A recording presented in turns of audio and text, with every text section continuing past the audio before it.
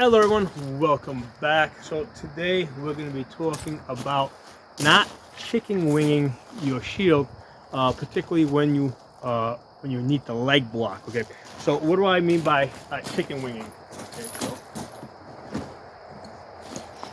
chicken wing is basically when you're fighting and your shield goes out like that, right? So instead of it being like this, right, and then if you punch block, you punch block straight out, right?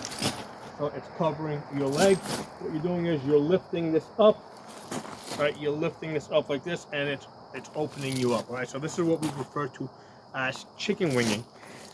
So I watched a couple of fighting videos of myself recently, and I noticed that I've been doing a lot of this chicken winging. Okay, now why have I started chicken winging after so many years of fighting? Right, I've been doing this for like 17 years.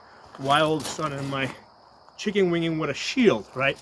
So over the last 2 years, I've been doing a lot of buckler fighting, and let's talk about what's going on with the buckler.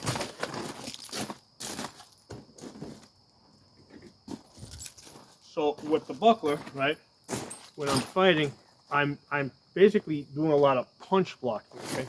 And if you see what I'm doing with my elbow, right, see how my elbow's kind of sticking out like that, and I'm punch blocking like that in a style, in a way similar to the way I punch with the sword. Okay? So same deal here. I've got the sword. If I want to make an offside strike, okay, you see how I'm making that motion. Well, I'm doing the same thing with with the buckler. Okay. Now, why am I doing that? Well, first of all, in some combat sports that I play, like EMP, you are allowed to punch somebody with the buckler. But the other thing I'm trying to do is, like, even if I'm fighting SCA where they don't do buckler punching, what I'm trying to do is I'm trying to, first of all, get that cone of defense, right? So as I hold the buckler in close, as it goes further out, you can see how you can see less of my body, but when I bring it in, you see more. Okay, so the buckler offers more defense when it's extended.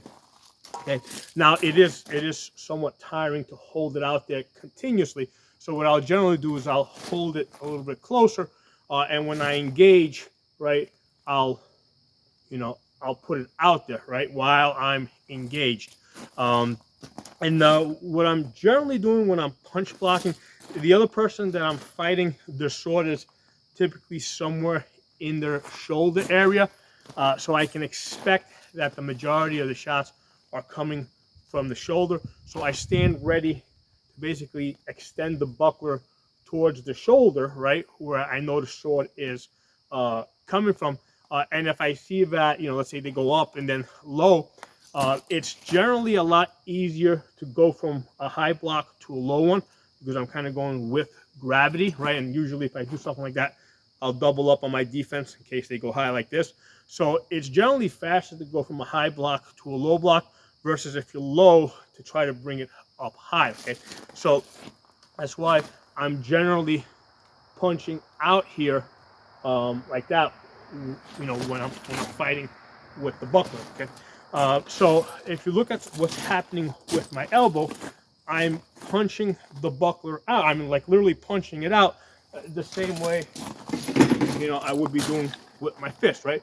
I'm punching it out, and then typically, because I've also done boxing in the past, when you punch elbow, you basically you rotate your fist and your elbow comes straight out. Okay? So I've been doing this with the buckler, and what I have recently noticed is that after having done it for at least almost 2 years at this point, where I'm doing a lot of buckler fighting, now that habit is transferring back to the shield, where I wasn't doing it before, because for I guess the first 15 years of my sword fighting, I really wasn't doing that much buckler fighting.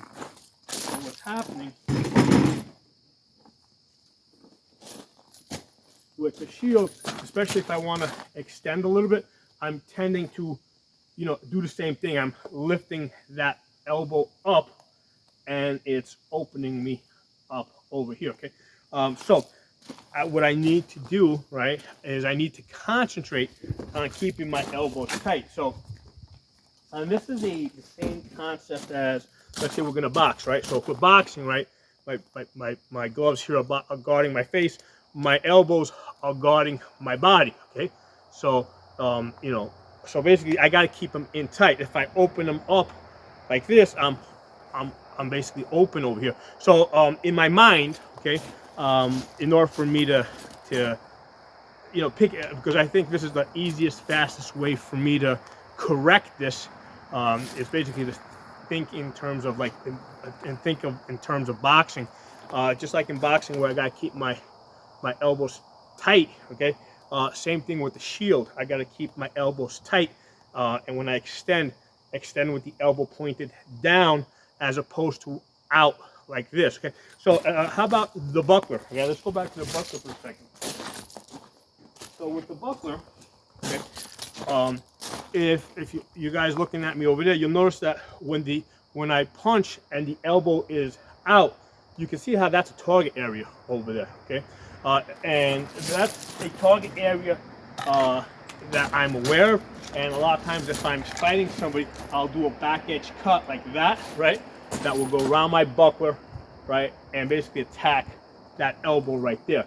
So that's sticking that elbow out like that makes it more vulnerable. It's probably a much better idea to keep it tucked in like this and extend out with the elbow pointed down the same way I would in boxing. So I think that makes a lot more sense. You know, one of the things, like, I'm a big believer, it's like I prefer to do the same thing the same ways in as many different places as possible. I don't like the idea of, hey, when I'm fighting with the buckler, I'm going to be sticking my elbow out like that. But if I'm fighting with the shield, I'm going to be extending with the elbow down. It makes a lot more sense to me to pick one way, which I think is superior, right? And just use that for both, you know, fighting both with the buckler and fighting with the shield. So I think that makes a lot more sense to keep that, you know, even with the buckler, keep that elbow tucked in, right? And then when I extend, you know, basically just bring that elbow in as opposed to out, okay? So the elbow will be better protected, okay? So I think it will actually benefit me on the buckler. And then when I go back to the shield, okay, when I go back to fighting with a shield, I don't have to make such a drastic change going from buckler to shield. I'm basically doing the same thing. I'm keeping that elbow down. If I need to extend, right, I can extend, elbow pointed down as opposed to elbow out. And then it just makes more sense to do this the same way all the time, right? So if I need to extend, right, as I extend, elbows pointed down, back up and see I have much better leg coverage as opposed to coming out like that. Okay, so so yeah, this is something that I've you know, I just last couple of days I was watching my shield videos, right, where I'm fighting with a shield, and I'm saying, why am I chicken winging with the shield so much? And then I went through it. I'm like, yeah, what do I have to do not to chicken wing? I gotta keep my elbows in, right? And I'm like, okay, so yeah, that makes sense, because that's what I would be doing if I was boxing. I'd be keeping my elbows tucked in to protect my ribs. Okay, so how did I drift from elbows in to elbows out? And I thought about it, and I watched a few other videos, and I saw that, yes, when I fight with my buckler, I've been basically when I extend with the buckler, I've been sticking that elbow out. And there's no reason for it to be there, okay? So there's no reason why when I fight with the buckler, why the elbow can't also be in, and I'm extending, you know, elbow tucked in, nice and tight. And it also makes sense, like even in the gun training that I do over here, right? Like one of the things that I teach people is, you know, you don't want a chicken wing, right? Because if you're coming around the corner, right, like this, I'm coming around the corner and I'm chicken winging, that's a target, right? So you come around the corner, you want to keep everything nice and tight as you lean around the corner. You don't want that elbow up. So it's you know, again, these are all ways for me to remember, you know, what I got to do. Okay. So yeah, now after because what I got to do is I got to do a bunch of pel work with it. Then I'll go to a couple of fighting practices where it's like, okay, this is the thing I'm concentrating on today. Keeping that elbow tucked in. After I do that for maybe 3, 4, 5 fighting practices, it'll just start becoming a habit. It'll be ingrained or re-ingrained back into my muscle memory, and I'll stop chicken winging. Okay, so I thought it would be interesting for you guys to to go through, to see the process that I went through of identifying an error in my fighting,